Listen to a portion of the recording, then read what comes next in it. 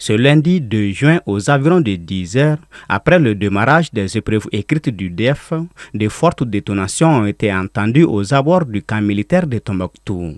Sur les 3652 candidats inscrits dans l'académie de la région, 2262 du Cap de Tombouctou ont été interrompus dans le déroulement de leur examen. Les épreuves d'hier ont été suspendues à la suite de l'attaque d'hier à Tombouctou, qui malheureusement a vraiment créé la piscose totale dans la ville. Quand l'attaque a eu lieu, c'était vers la fin de la première épreuve.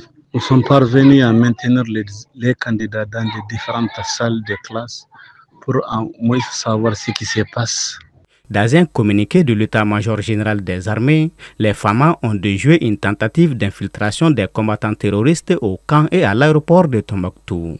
La situation est mise sous contrôle et les épreuves ont repris ce mardi 3 juin. Ce matin, par la grâce de Dieu, les enfants sont venus très nombreux, très motivés et très bien encouragés pour faire face aux épreuves de la journée. L'armée nous a déjà rassurés que la situation est totalement sous contrôle, il n'y a plus de danger, les gens peuvent vaquer sans problème à leurs activités. Et nous n'avons même pas constaté aucun absent dans le centre où je suis. Dans les autres régions au nord du pays, notamment à Kidal, les épreuves se déroulent normalement et dans la grande quiétude. Nous avons un seul centre ici à Kidal. Il s'agit du centre Amidi Ag-Onan de Kidal.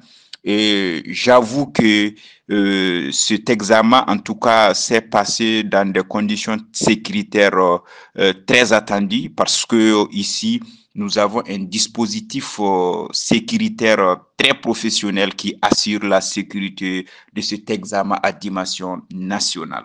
Au centre du pays, notamment à Yorosso, dans la région de Koutiala, les centres d'examen des communes de Koumbia, Boura et Memamba ont été délocalisés à Yorosso pour des raisons sécuritaires.